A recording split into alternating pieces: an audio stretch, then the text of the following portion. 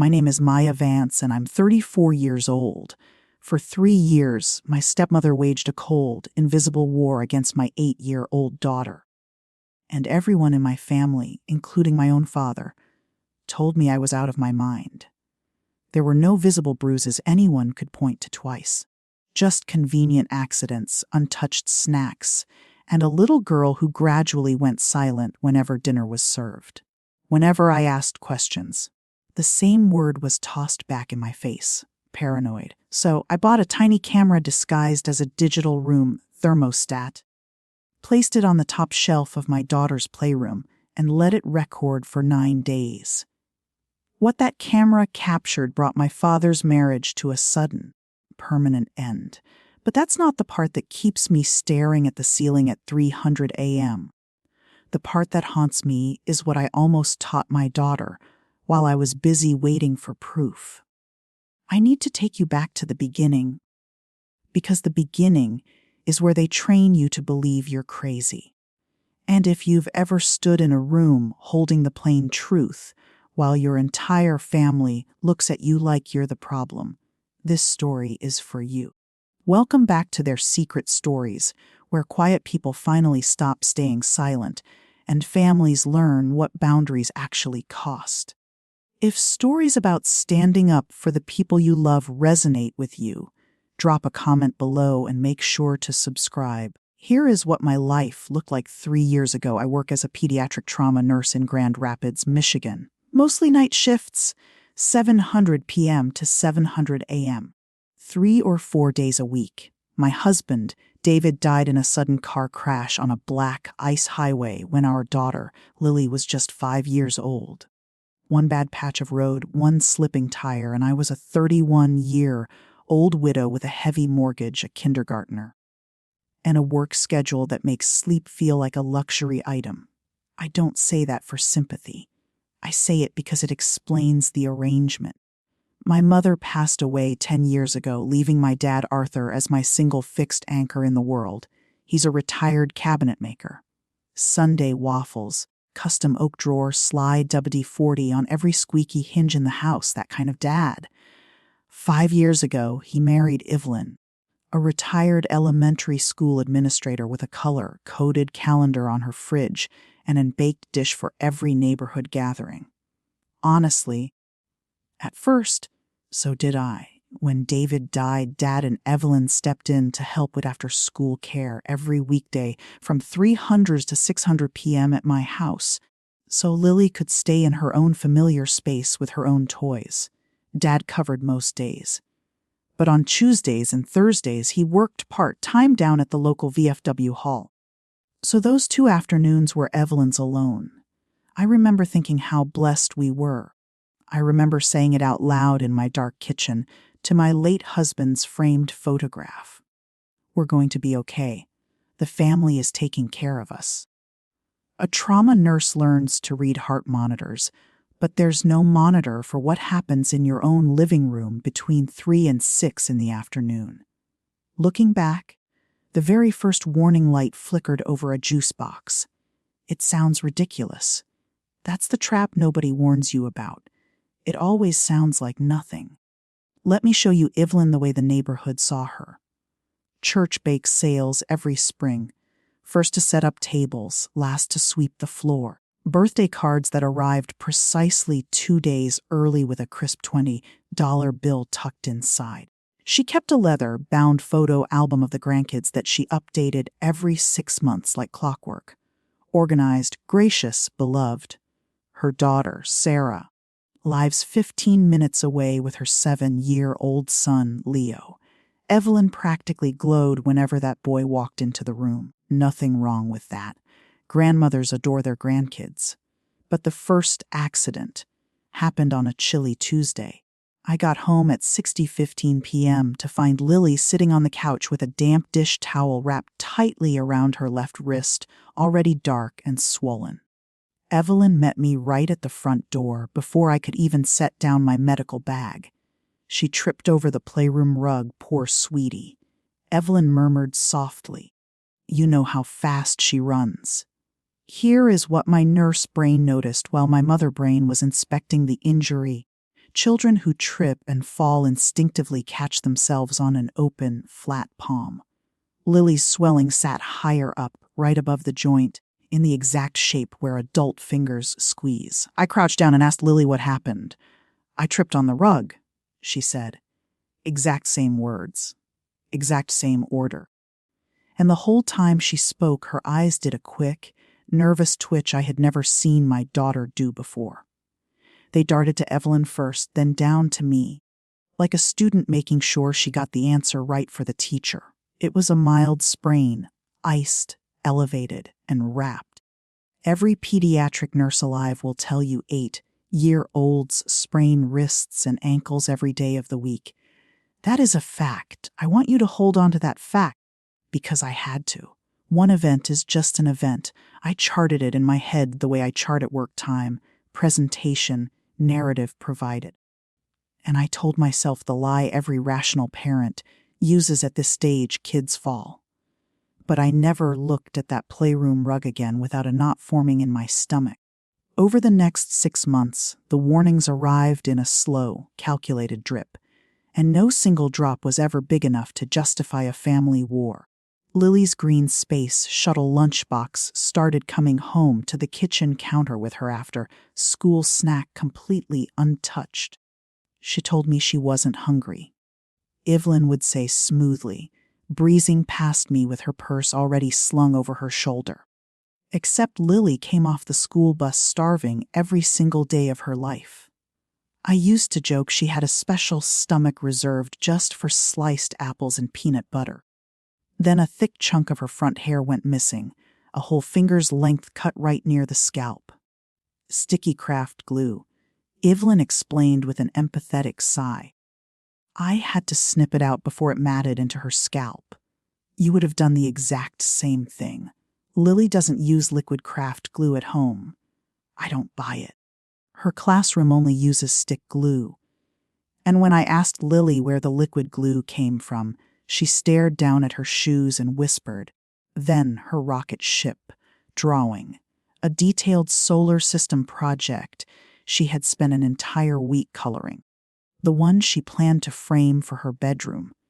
Turned up crumpled at the bottom of the kitchen trash can, buried under wet coffee grounds. A gust of wind blew it off the table while I was airing out the house. Evelyn said gently, "The kitchen trash can has a step, pedal lid that stays completely sealed. Do you see the nightmare?" Every incident had a polite, perfectly reasonable explanation that would sound completely fine to a room full of outsiders. And I would sound like a bitter, exhausted widow holding an irrational grudge. I tried asking Lily gently at bedtime, with the dim nightlight on, the way I'd want someone to ask me, "Sweetheart, is everything going okay with Grandma Evelyn?" And my chatty, space-obsessed little girl folded her small hands over a blanket and said, "I'm fine," in a tone as flat as a pre-recorded message. 8 years old. And she had already memorized someone else's script. What I didn't realize yet was why she was protecting it. The answer to that is the part of this story I will never fully forgive myself for. I took my concerns to my father first because he was my person. I picked a quiet Sunday morning over waffles after Lily ran off to the living room to watch cartoons. I laid out the facts like I was delivering a clinical shift report: the swollen wrist, the untouched snacks, the cut hair, the trash can drawing.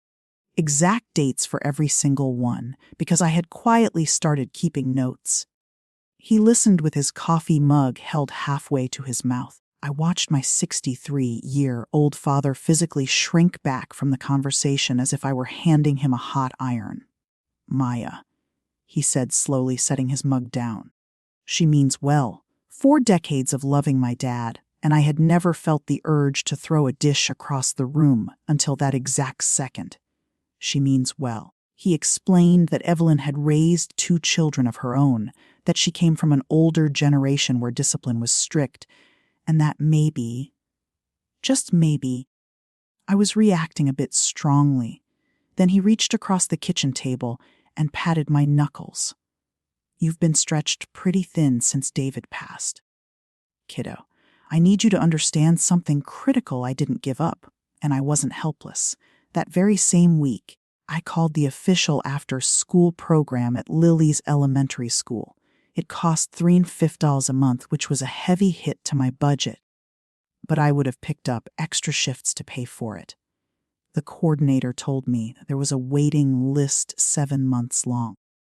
Half the families in the district were trying to get a spot. I tried swapping shifts at the hospital. I started coming home unannounced at 40:30 p.m. whenever my schedule allowed. Every single time I unlocked the front door, I walked into a scene straight out of a cozy family commercial. Evelyn reading a book, soft music playing, Lily sitting quietly, and I kept telling myself the very thing that keeps abused families silent. You have no proof. Accusations without proof don't protect your child. They just destroy her relationship with her grandfather.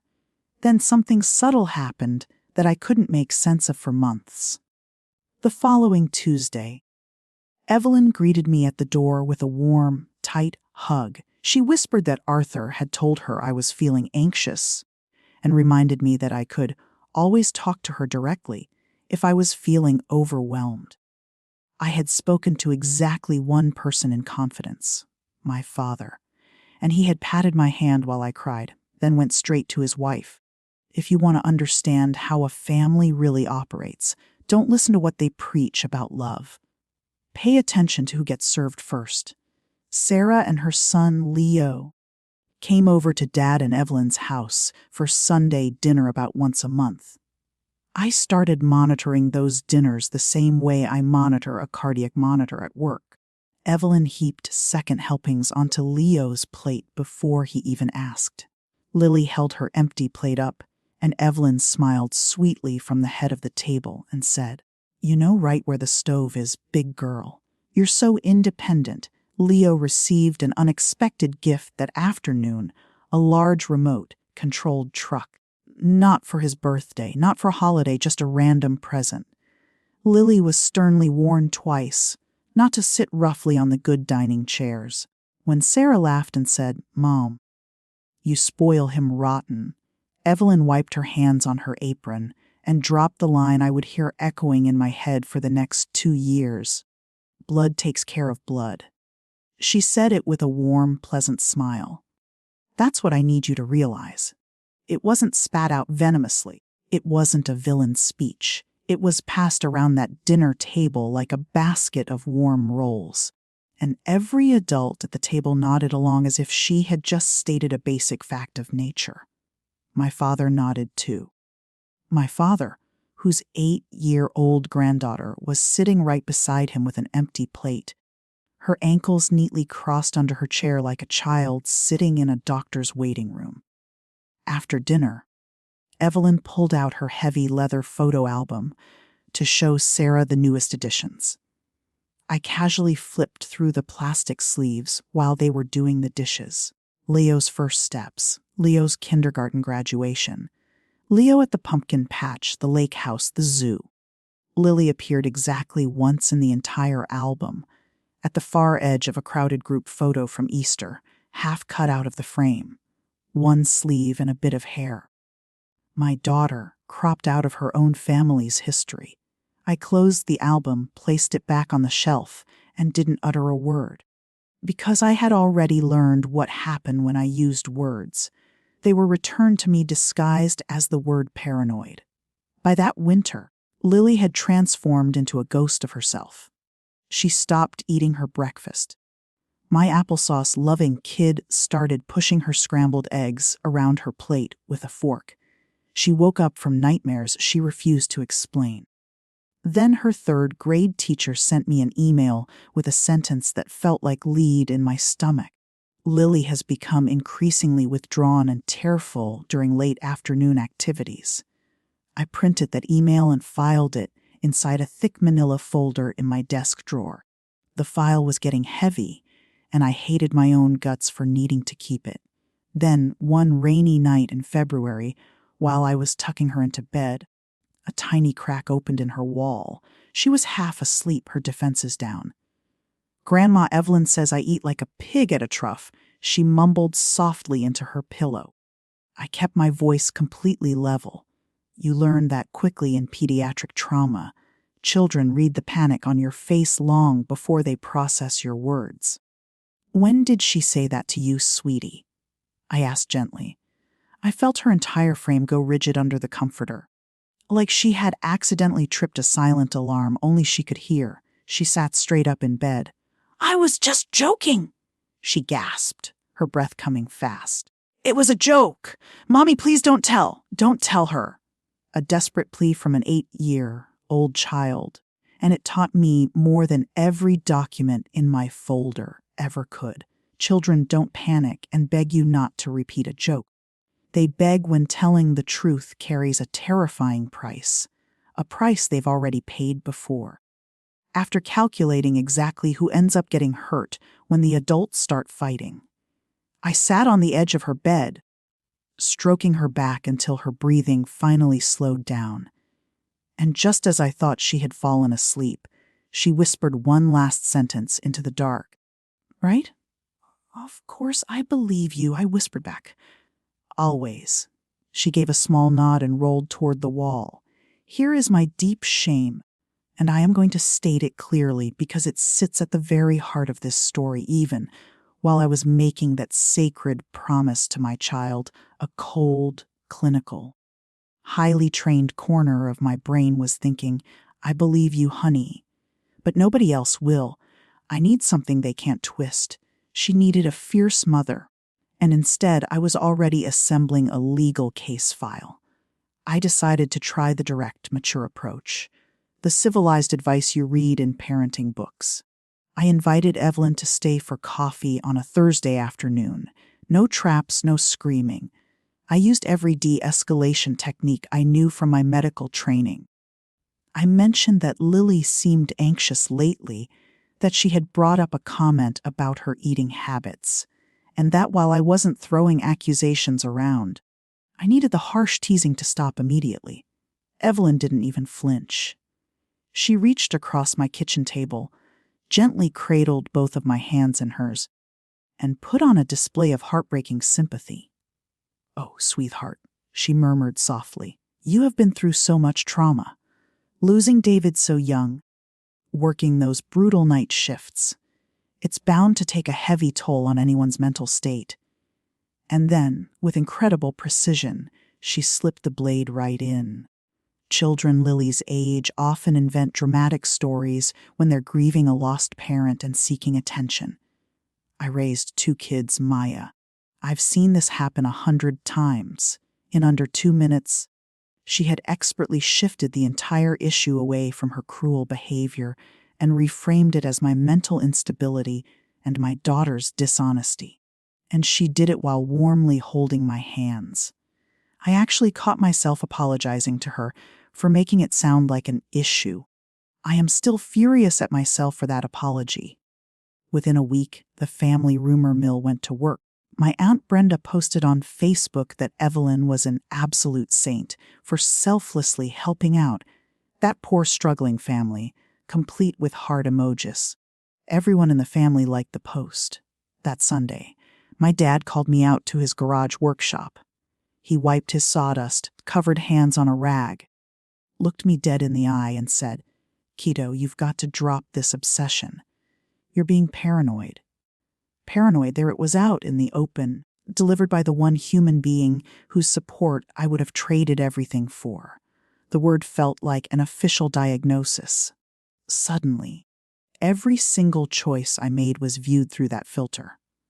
If I missed a family dinner because of work, it was my paranoia. If I asked a simple question about Lily's day, it was my paranoia. What I didn't discover until months later was that Evelyn had been quietly setting the stage for a long time. For months, she had been expressing deep concern to the family about my coping mechanisms, my sleep deprivation, and my emotional stability. She built the cage long before I ever realized I was trapped inside it. I want to pause right here. If you've ever tried to protect someone you love, only to have the people around you insist that you are the unstable one, drop a comment below telling me your story, and hit that subscribe button. Because what 9 days of raw footage did to this family is something you need to hear to the very end. Here is what it actually costs when your family labels you. It robs you of your own voice. After that conversation in the garage, my dad began speaking to me using vocabulary that wasn't his. He had never used the phrase emotional nervous in his life. This was a man who referred to his own triple bypass surgery as a little tune-up.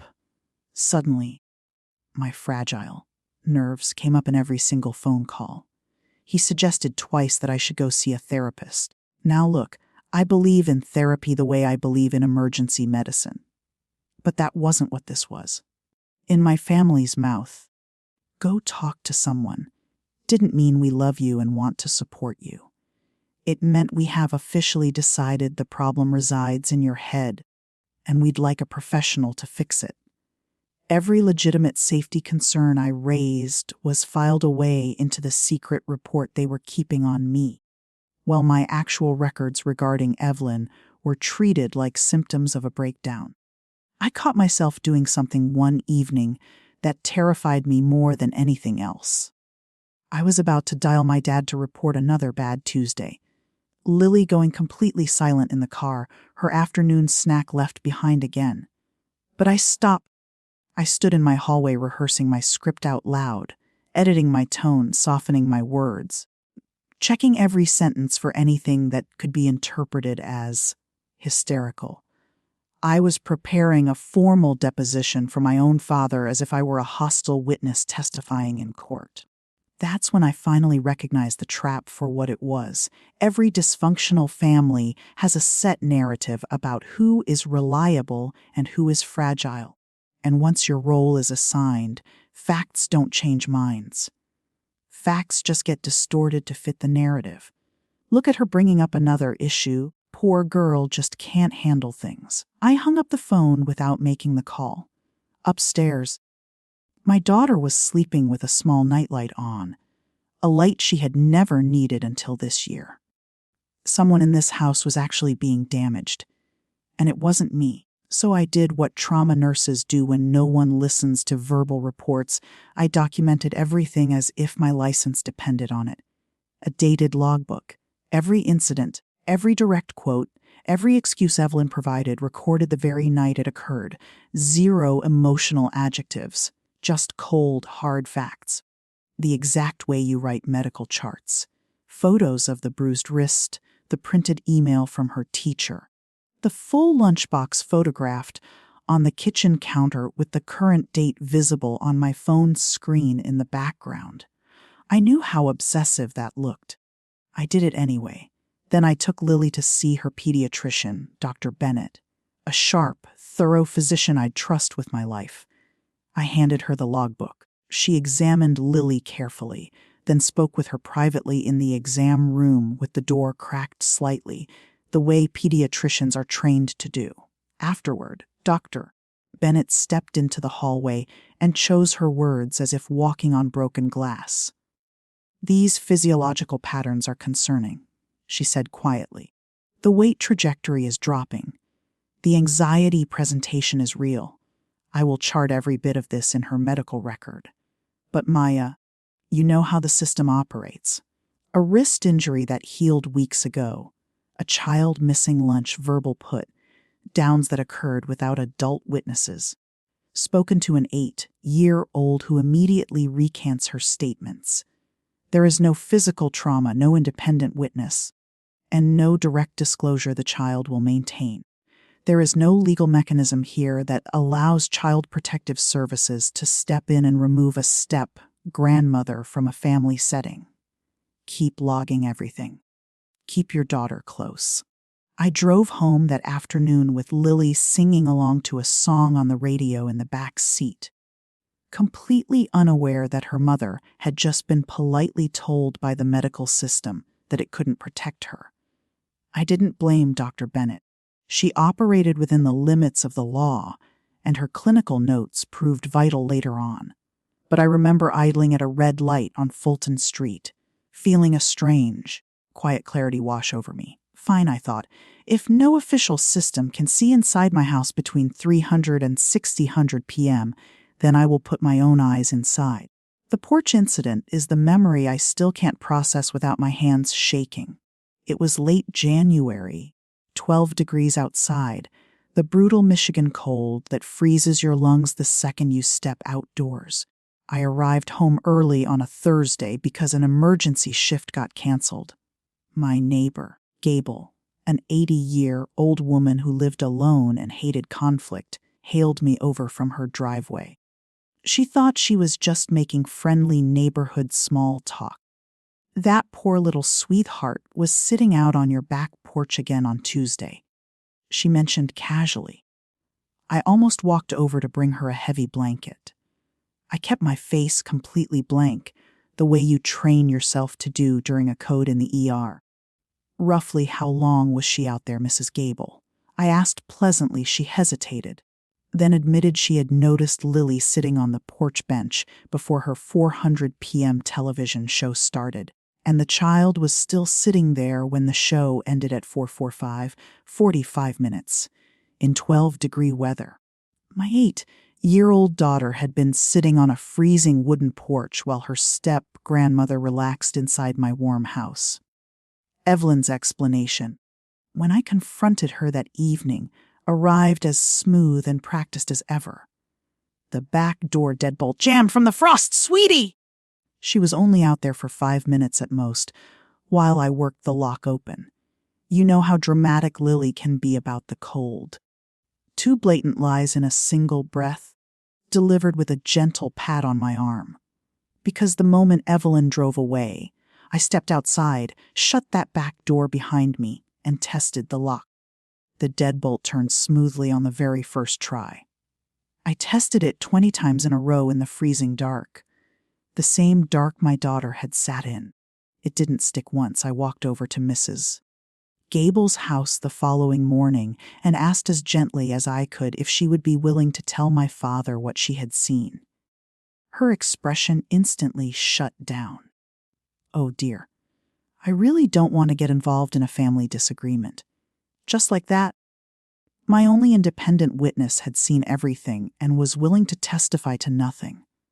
Whatever step I took next, I would be taking entirely alone. After the porch incident, I stopped trying to make my family understand and focused entirely on getting my child out of that house. The waitlist at the public school, after-care program hadn't moved at all, but a private youth center across town had a sudden cancellation. The fee was astronomical, higher than my monthly car payment.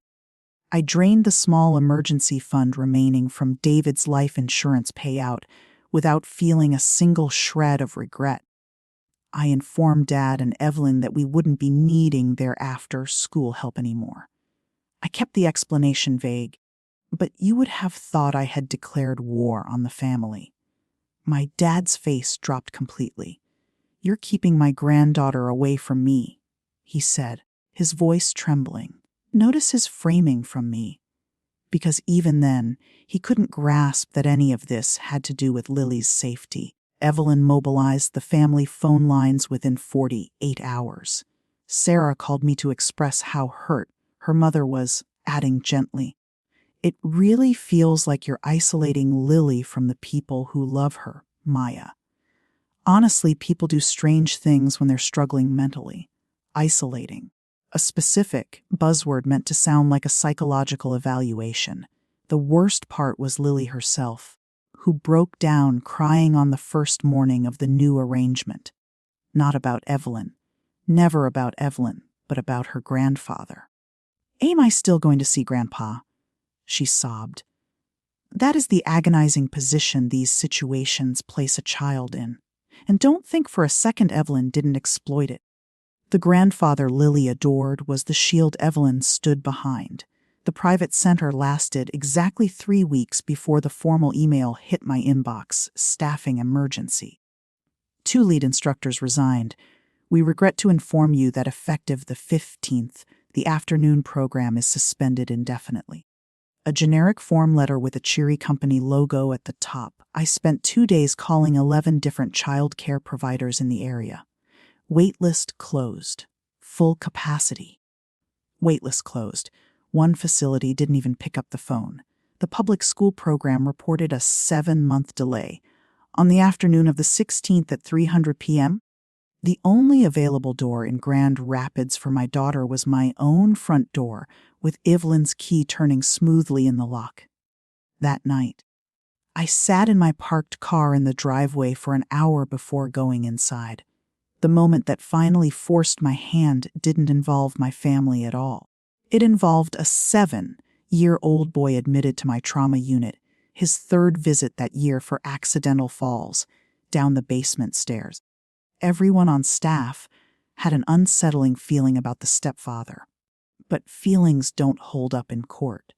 What actually made a difference was the clinical chart.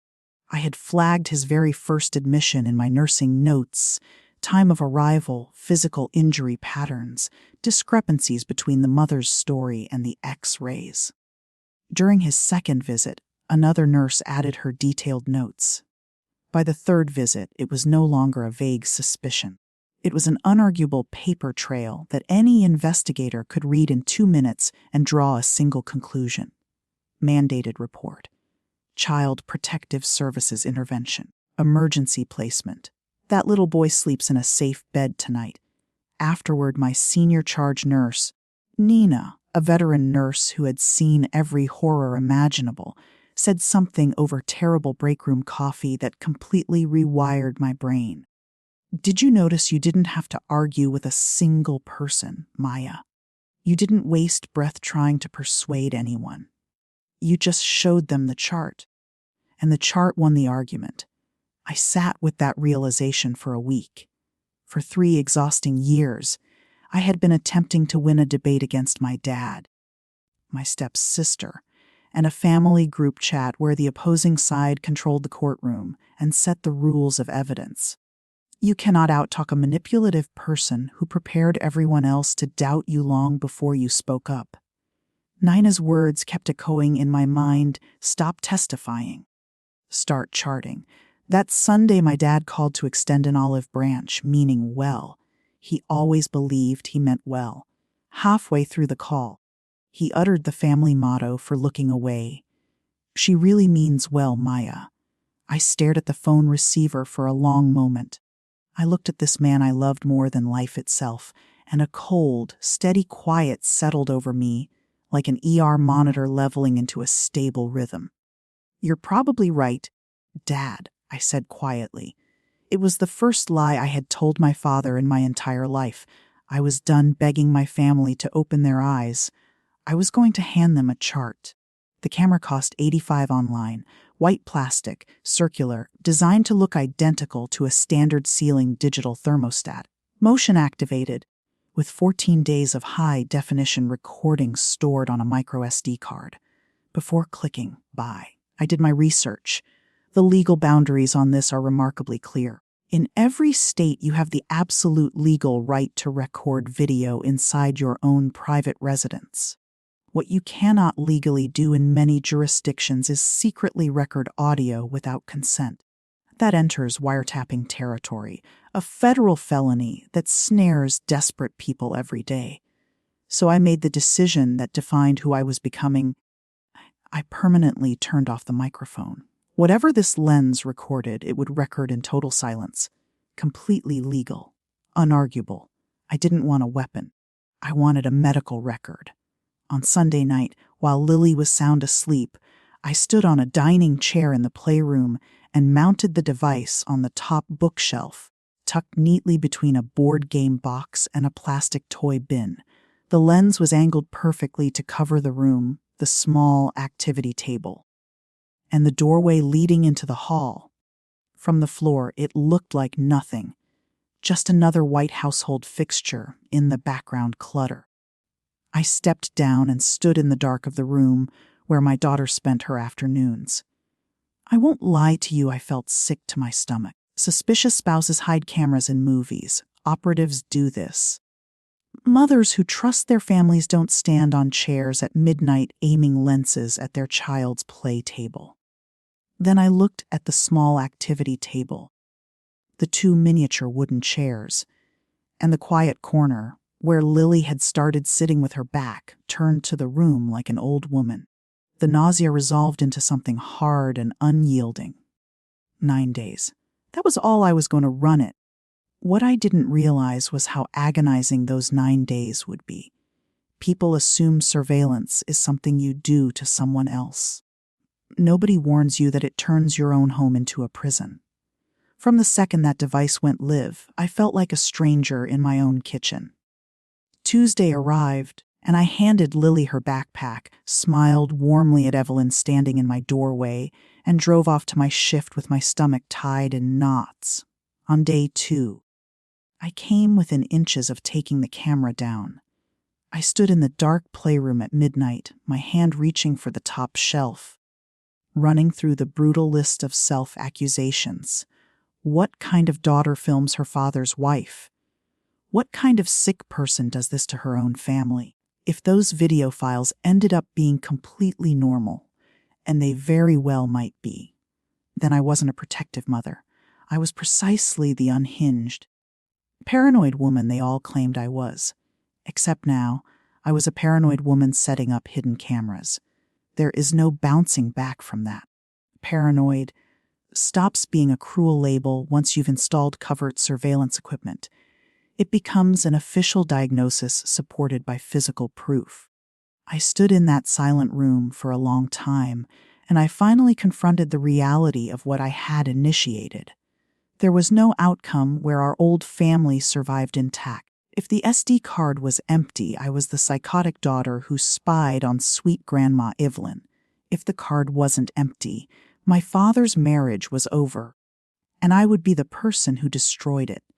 Either way, the cozy world of Sunday waffles and family gatherings had died the second I stepped onto that dining chair. The only real question remaining was what kind of protection my daughter would get out of the ruins. When I framed it like that, the choice was simple. I pulled my hand back from the shelf, left the camera running, went to bed, and didn't sleep a wink. I hadn't reviewed a single frame of footage yet. I forced myself to wait until late Wednesday night. I sat alone at the kitchen table, wearing noise, canceling headphones I didn't even need. The files had no audio. Remember, I clicked open the folder for day 1. I will tell you the truth, even if it makes me look terrible. Days 1 through 3 almost broke my resolve in the opposite direction. They were fine. In fact, they were charming. There was Evelyn sitting on the small couch with Lily, pointing at pages in a picture book. There were healthy afternoon snacks laid out neatly on the table. Day 1. Sliced apples and crackers arranged like a photo in a parenting magazine. Day 2, Dad's silhouette crossed the doorway twice. His sciatica was acting up, so he had skipped his shift at the VFW hall and stayed home. The playroom looked like a commercial for loving grandparents. I scrubbed back and forth through hours of mundane footage at 2 in the morning, and a wave of overwhelming self-doubt washed over me. Maybe the swollen wrist really was just a trip over the rug. Maybe the porch incident was just a sticky lock and Mrs. Gable's clock was wrong. Maybe I was an unstable woman filming a sweet grandmother reading storybooks. And then a dark, terrifying thought crossed my mind. A thought I am ashamed to admit out loud. A sick, desperate part of me felt disappointed. Do you realize how toxic that is? 3 years of being told you are crazy will do that to a person. You become so desperate for validation that part of you begins rooting for evidence of abuse, which means rooting against your own child's safety. I caught myself having that thought, closed the laptop, and stood over the kitchen sink breathing heavily for 20 minutes. That was what the word paranoid had turned me into, a mother standing at a sink at 200 a.m., disgusted by her own relief, terrified by her own disappointment, and unable to figure out which emotion was worse. I almost pulled the memory card right then and erased the whole thing. Almost. Day 4 was a Thursday. Dad had an outpatient dental procedure across town. Evelyn had the house entirely to herself. I know the time codes by heart now, the same way I know my daughter's date of birth, 3:41 p.m. Lily enters the frame fresh off the school bus, sets her backpack down, and walks toward the counter where her green space lunchbox sits. I had packed an extra treat that morning, cheese sticks and her favorite cookies, because a part of me was running a clinical test. I hate that I know that about myself. On the silent video, Evelyn walks into the frame, picks up the lunchbox, and places it directly on top of the 7-foot tall pantry cabinet. No visible rage. That's what I need you to realize. Nothing you could point to as a sudden outburst. She moves with the casual ease of someone putting junk mail in a drawer.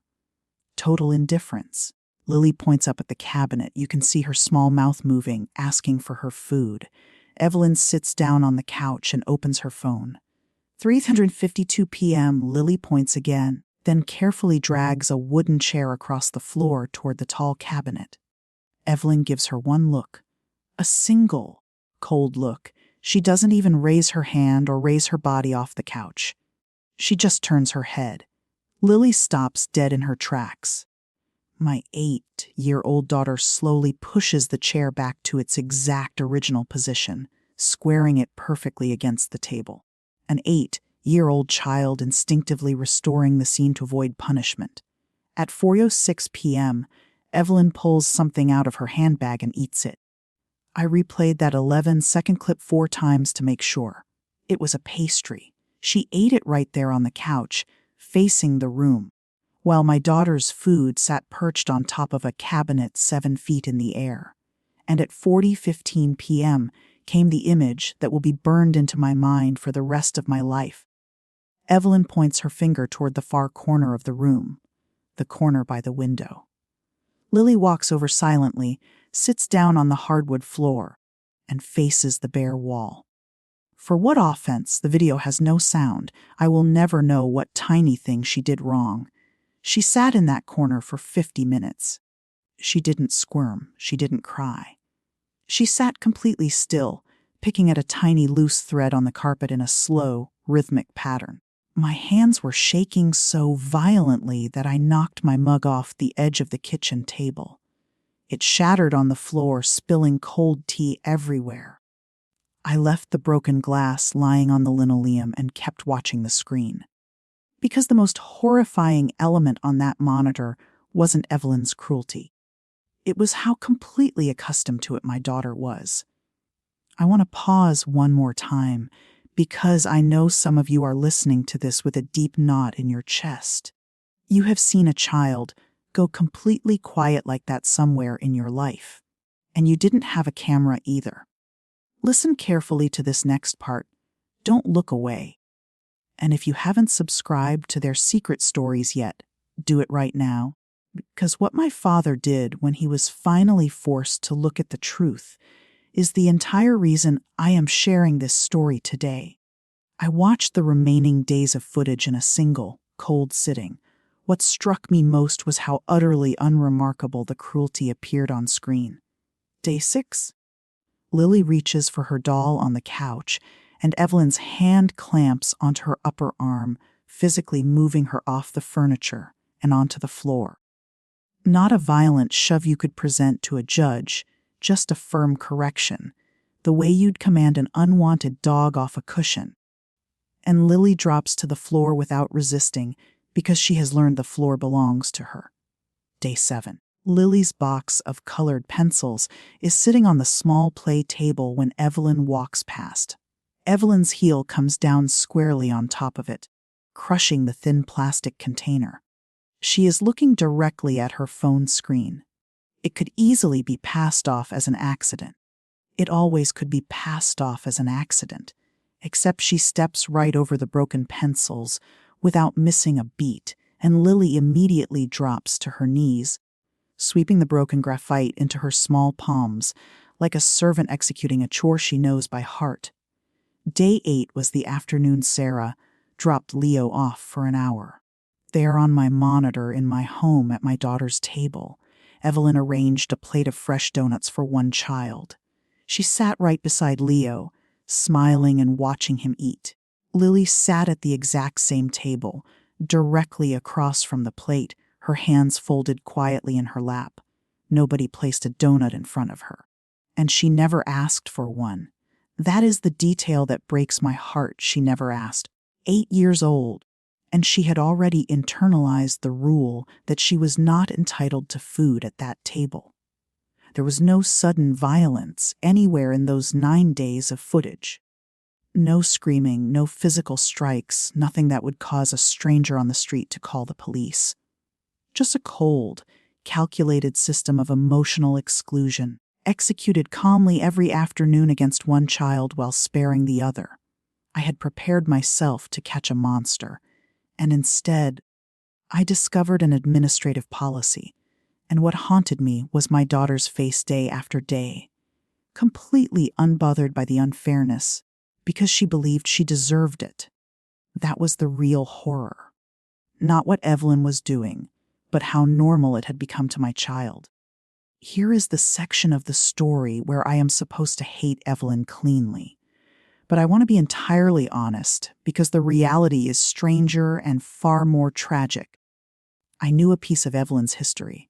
My dad had mentioned it offhandedly years ago, proud of how far she had come. Evelyn had a miserable childhood. Her mother remarried when she was 9 years old. Her stepfather came from a prominent, wealthy family. And his relatives made sure Evelyn never forgot that she wasn't a real member of their bloodline. There was a heavy photo album on the coffee table at her step-grandmother's house. Evelyn used to look through it while the adults played card games in the parlor. She wasn't in a single picture. 9 years living in that house, and she didn't exist in the photographs worth keeping. When the old woman passed away, her will named every biological grandchild. Evelyn wasn't mentioned. Her stepfather's family inherited the lake cottage, while her mother told her to be quiet and be grateful for the roof over her head. Blood takes care of blood. She didn't create that rule. It was handed down to her by people who controlled the table and decided who was allowed to sit at it. Somewhere in that childhood, a little girl learned the rules of emotional hierarchy, how it is quietly enforced through small cruelties, excluded photographs, and unoffered food in ways no authority figure can ever prosecute. And when her turn finally came to hold the power, she didn't break the cycle. She took the wheel and kept driving. I sat alone in my dark kitchen with that realization for a long night. I will tell you where I landed, because it is as close to sympathy as I will ever get. Understanding where a weapon was manufactured doesn't make the blade any duller. It just tells you the weapon will never apologize for cutting you. By morning, I stopped analyzing Evelyn's motives entirely and began operating like an ER nurse handling an ongoing crisis.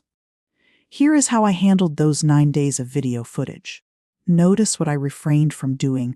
I did not upload it to social media.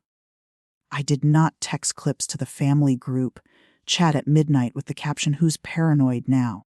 God knows the angry, damaged part of me drafted that text message 100 times. Instead, I created 2 separate backup hard drives and uploaded encrypted files to a secure cloud server. I put one physical drive in my staff locker at the hospital. I typed out a detailed index date, exact timestamp, 30 seconds of objective description per video clip, 0 emotional adjectives, cross-referenced against 14 months of entries in my handwritten logbook. The lunchbox on the pantry cabinet, 4 separate entries in my written log before the camera ever caught it happening. The corner 50 minutes recorded on the counter. The donut plate. Then I took Lily back to see Dr. Bennett. I presented the recorded evidence, and I watched a cautious pediatrician drop her clinical detachment. She authored an official report detailing the physical weight loss, the psychological anxiety markers, and the now verified behavioral documentation. Her letter was 2 short paragraphs, and it read like a formal legal verdict. Next, I sat down for coffee with Janice, a senior hospital social worker who has spent 30 years navigating child protection cases. She laid out the reality without sugarcoating a thing.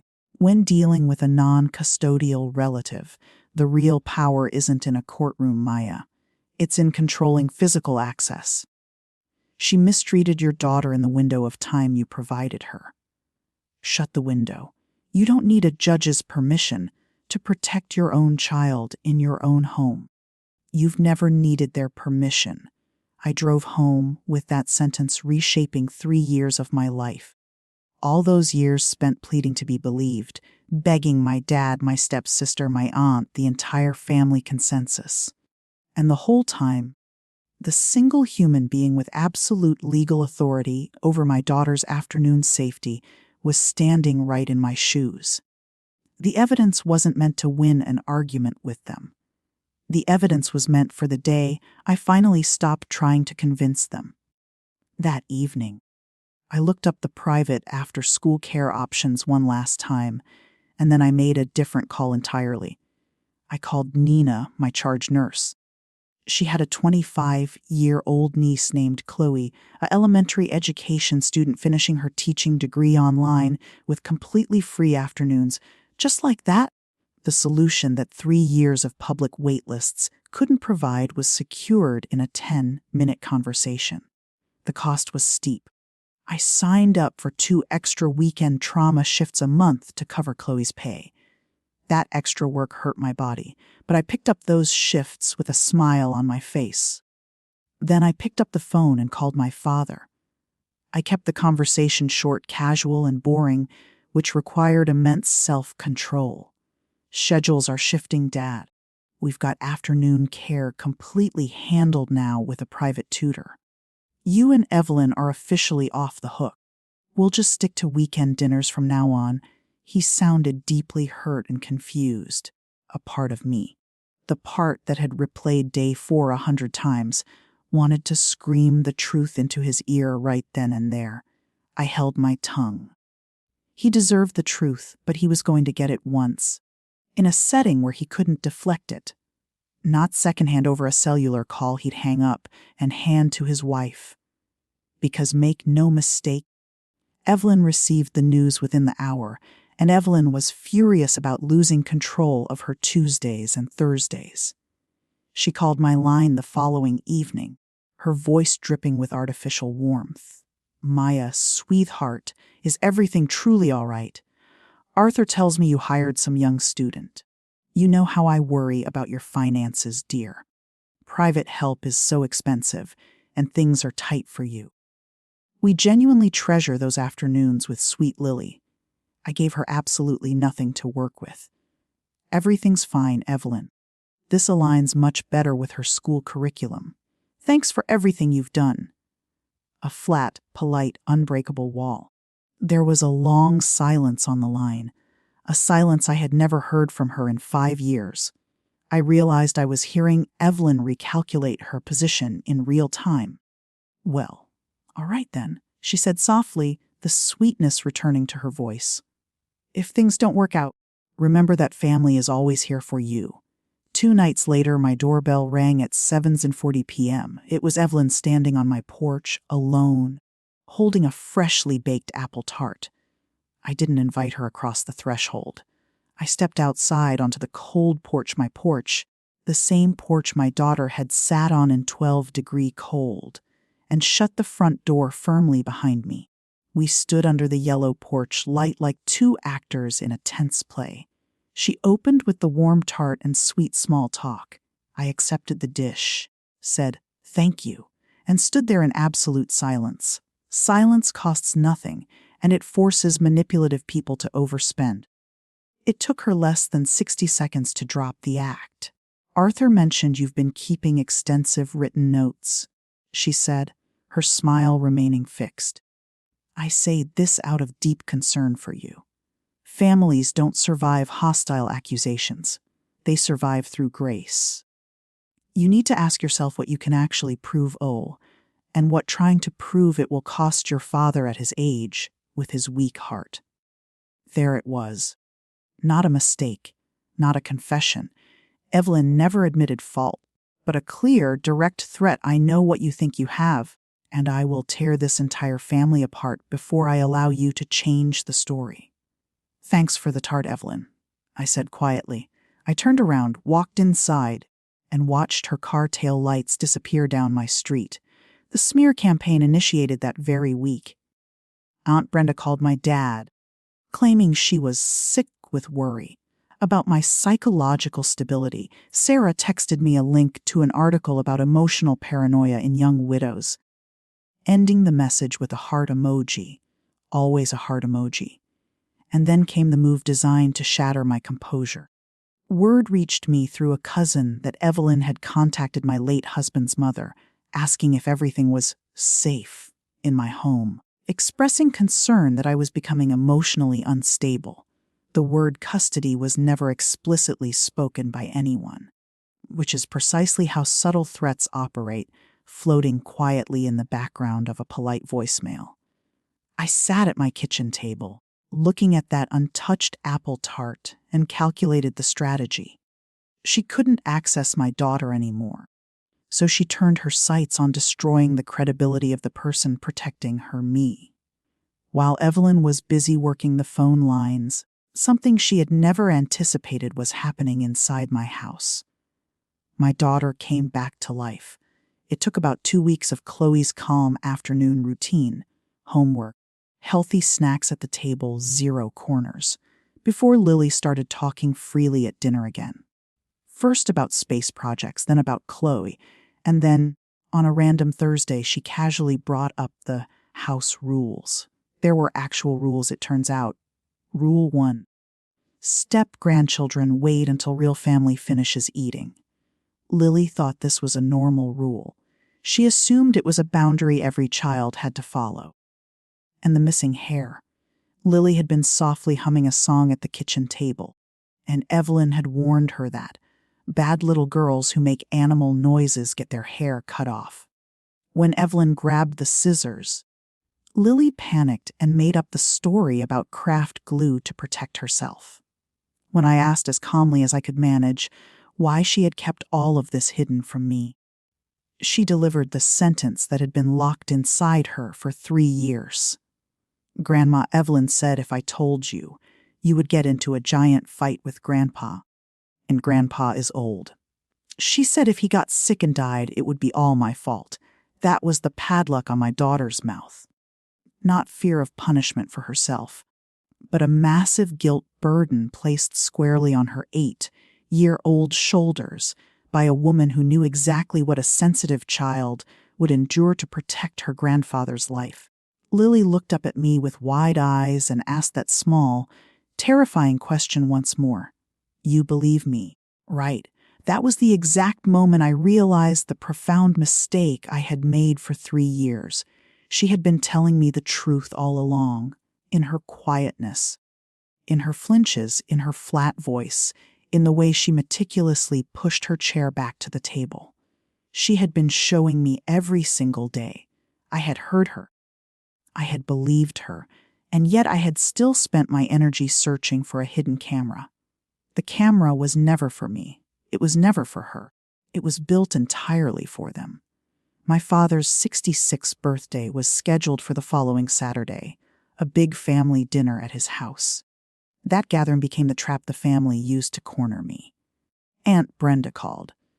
Just come and hug your stepmother. Whatever this silly phase is, families work through things at the dinner table. Sarah texted, Mom is willing to move past all of your accusations if you just show up and act normal. Notice who was offering the forgiveness. Then Evelyn left a voicemail, her voice smooth as silk. Saturday at 600, dear. Bring your famous potato casserole, and let's put all this unpleasantness behind us. Let's make a fresh start. Translation: attend the dinner, eat the food, destroy your evidence. And the story permanently becomes Maya had a nervous breakdown, and we lovingly supported her through it. The social hierarchy remains intact, and the window of access to my daughter eventually reopens. Maybe not this month, but eventually. She plays the long game seamlessly. And then, on Friday evening, my father called me. He didn't yell. An argument would have been easier to handle. He sounded exhausted, frail, and defeated. Kiddo, he whispered, his voice trembling. "I don't know what has gone wrong between you two, and I don't care whose fault it is anymore. I can't lose my wife and my daughter in the same year. Please, just come tomorrow and put an end to this." I stood by my kitchen counter with the phone pressed to my ear, looking at the micro SD card sitting inside my desk drawer 3 feet away. I heard what he was truly begging for. He was begging me to choose the comfortable version of our family, the version where nobody has to look at the truth. Everything I had missed was waiting in that room on Saturday. My dad, peace, an end to being labeled the difficult daughter. Everything my child required to be safe was sitting inside that desk drawer. I told him I loved him. I didn't reveal what I had decided. Truthfully, I hadn't decided yet. Late Friday night, after Lily was sound asleep, I opened my laptop one last time. I didn't replay the crushed pencils or the elbow push. I froze a single frame on the screen, my daughter sitting in that cold corner, 40 minutes into her punishment, her face pressed near the wall, completely motionless. A child who has become expert at being punished is the most heartbreaking sight a parent can ever witness. I opened my email client and drafted a broadcast message to my dad, Sarah, Aunt Brenda, and every relative in our family tree. I attached the secure video links, the timestamps, the 14 months of clinical entries, and Dr. Bennett's formal report. Subject line: I was never paranoid. My finger hovered over the send button for 10 minutes. And then, in the silence of my kitchen, I recognized the ugly truth underlying that email. If I hit send, Saturday becomes a messy public trial. The entire extended family watches the footage and takes sides.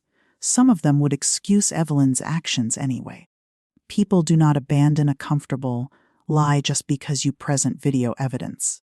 My daughter's private trauma would become public drama passed around a family group chat like a viral video. And for what? So that I could finally prove I was right in front of everyone. Lily didn't need 12 family jurors to reach a verdict. She needed one effective mother.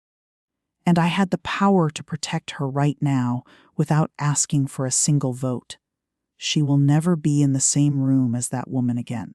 That was the only ruling that mattered. I selected the entire email draft, hit delete, and watched the text vanish. The desperate hunger to prove myself vanished right along with it. What replaced it was a deep, unshakable quiet. I slept 8 continuous hours for the first time in 3 years. I skipped the birthday dinner. I dropped off my father's gift on his front porch early Saturday morning, a set of hand-forged woodworking chisels he had been eyeing in a catalog for months. Then Lily and I made fresh waffles and spent the entire day at the local nature center. My cell phone blew up all evening with angry text messages.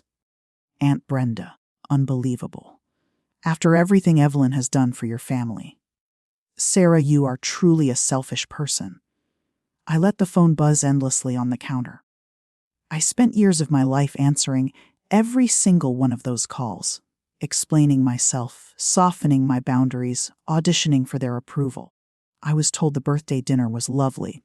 At 8:00 a.m. on Sunday morning, I sent my dad a simple text: I need 1 hour in my kitchen. Just you, please. He came over immediately. He walked through my back door holding an intense anger, angrier than I had seen him since I was a teenager. Skipping his birthday dinner was sitting on him like a heavy weight. He immediately started talking about family loyalty, forgiveness, and how Evelyn had cried at the dinner table. I poured him a fresh mug of coffee, sat down, and let him finish his entire speech.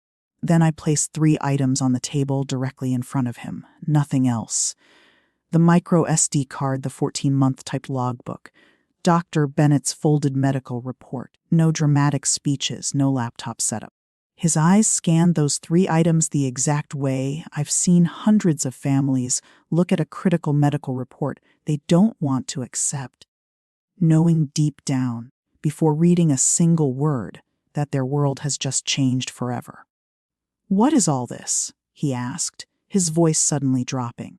I spoke to him in the exact tone I use when delivering terrible news to a patient's family, the only way to deliver devastating news with dignity. Dad, on that micro memory card is 9 days of continuous video footage from the playroom. It has no audio. It is completely legal. It was recorded in my home. It shows exactly what Tuesdays and Thursdays looked like for your granddaughter while you were at the VFW hall. Some of what you will see on that card, I recorded in that paper logbook for 14 months before I ever bought a camera. Her pediatrician's medical evaluation is sitting right beneath it. He started to push his chair back, panic rising in his eyes. Evelyn's name already forming on his lips. I didn't raise my voice an inch. "Sit down, Dad, please." He slowly sat back down. "I am going to tell you what has already been decided," I said firmly, "so you don't spend your energy trying to negotiate.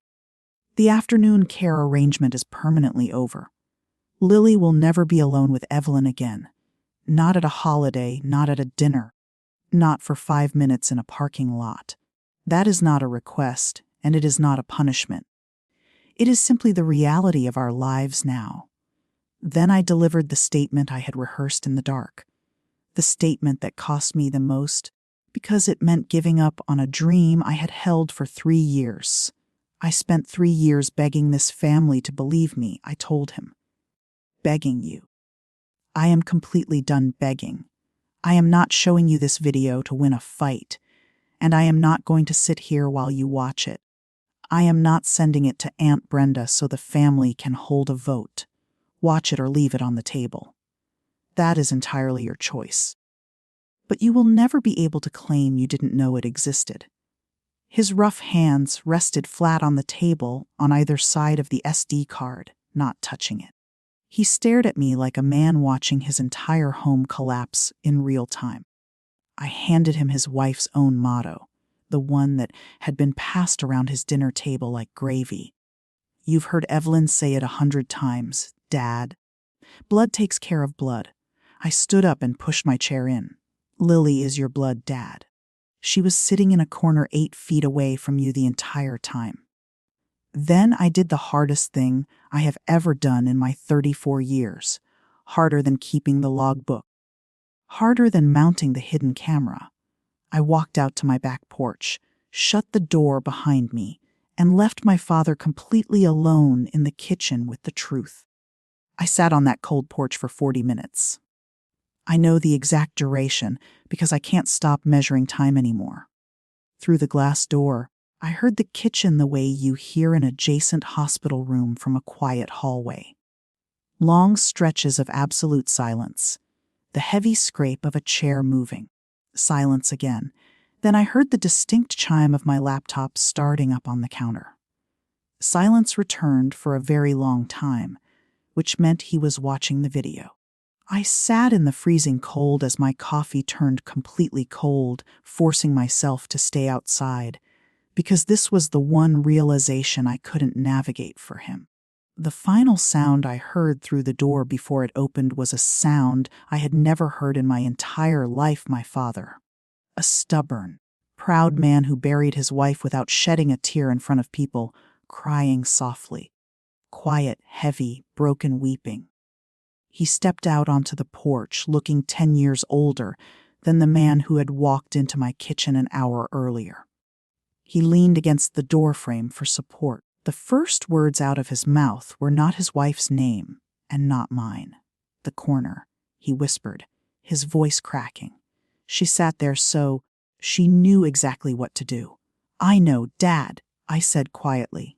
He wiped his face forcefully with his calloused hand, a cabinet maker to the end. And then my father corrected the fundamental lie of his life with a single, brutal sentence. "All this time, I kept telling you she meant well." He slowly shook his head. "I just didn't want to see it, Maya. That's different." "That's so much worse." We stood together on that cold back porch, stripped of every illusion. He quietly asked me what I wanted him to do next. And every painful memory of the last 3 years surged up inside me, screaming for a simple answer: "Leave her!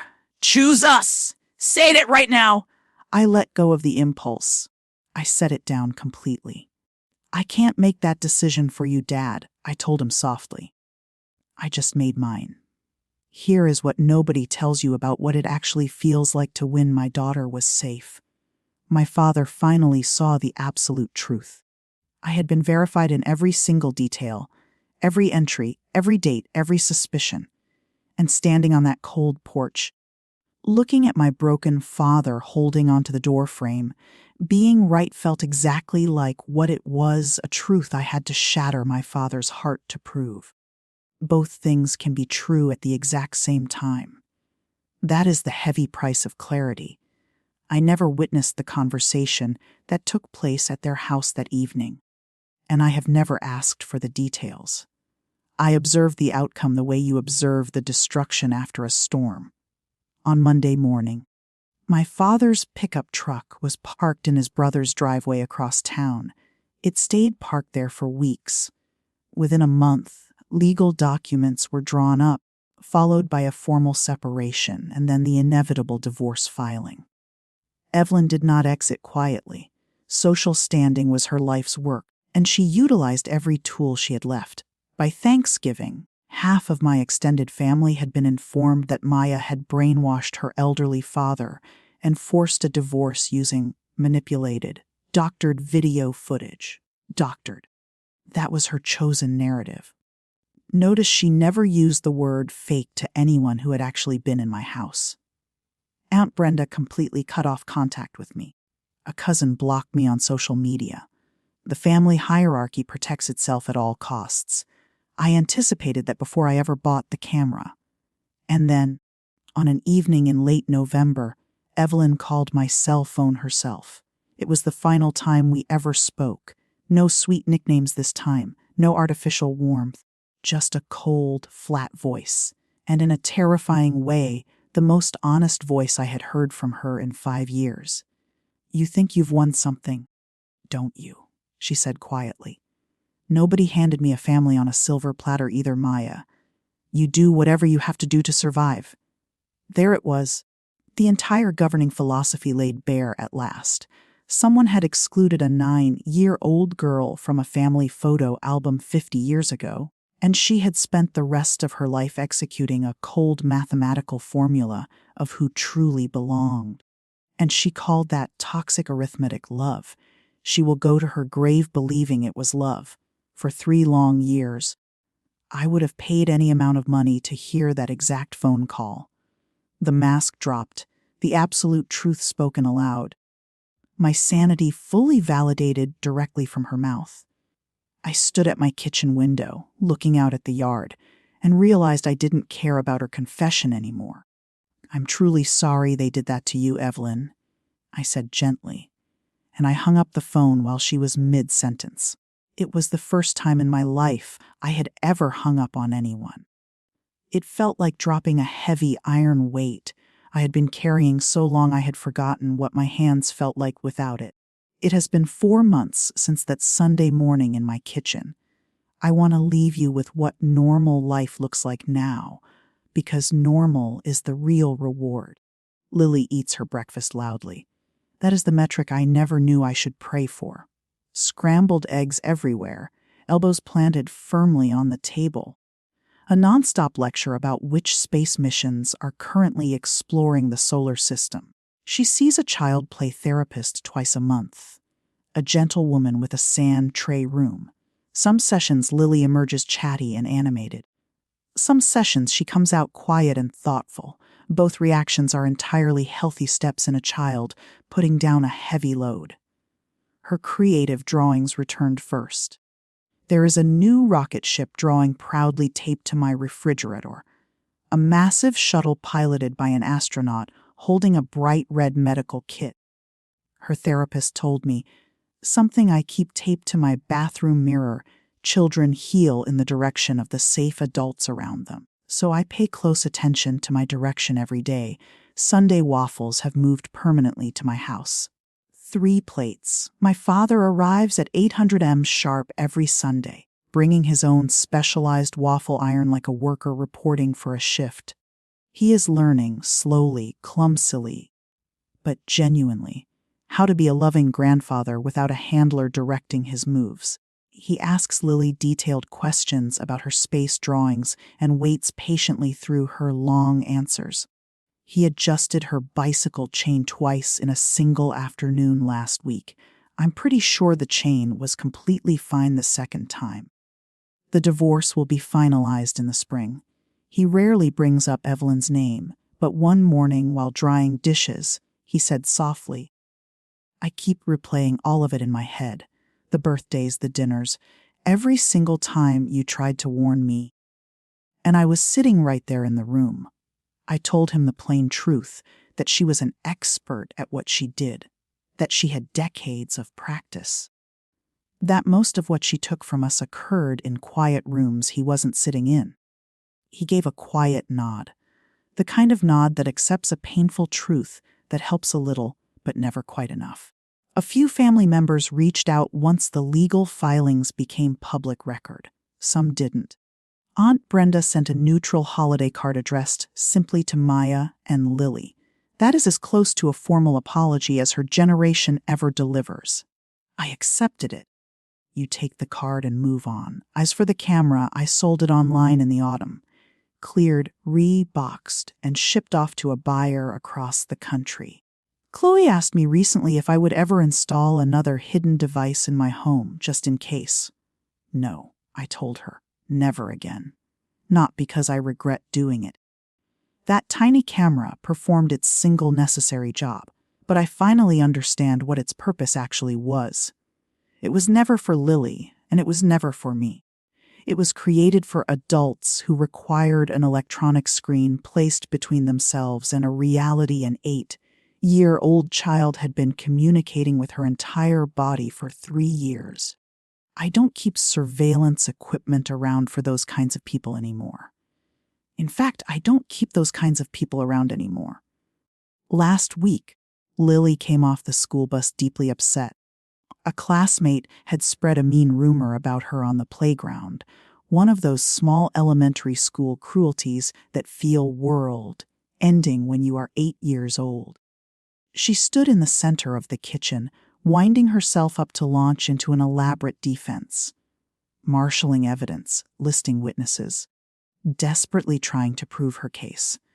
I watched my own old, desperate hunger for validation flicker across my daughter's young face. The audition. I immediately set down my dish towel, walked over, and cut her off 2 sentences into her panic. "I believe you, Lily," I said firmly. She blinked. You believe me? First time?" I told her. Every single time. 0 cameras required. She looked at me, completely unaware of why her mother's voice cracked over minor playground gossip. Someday, if she ever needs to hear this story, I will tell her every word of it. She ate 2 helpings of cereal, grabbed her favorite drawing markers, and skipped upstairs to her room. And that was the entire miracle. It cost her absolutely nothing to be believed. Here is what 3 agonizing years, 9 days of silent footage, and 1 broken family taught me. And it fits into a single truth I will leave with you today. Proof is what you owe a courtroom. Belief is what you owe your child. And any family that forces a child to audition for its love is not a family your child can afford to keep, no matter whose bloodline is keeping score. That is my story. 9 days of silent video, an unshared plate of food, a birthday I walked away from, and a father who finally chose to open his eyes. If this story brought to mind a quiet child in your own life, reach out and check on them today. They might be waiting for the one safe adult who will believe them the very first time. Share this story with someone who needs the strength to set a boundary. Drop a comment with your thoughts below. Hit that subscribe button for their secret stories, and I will see you in the next story.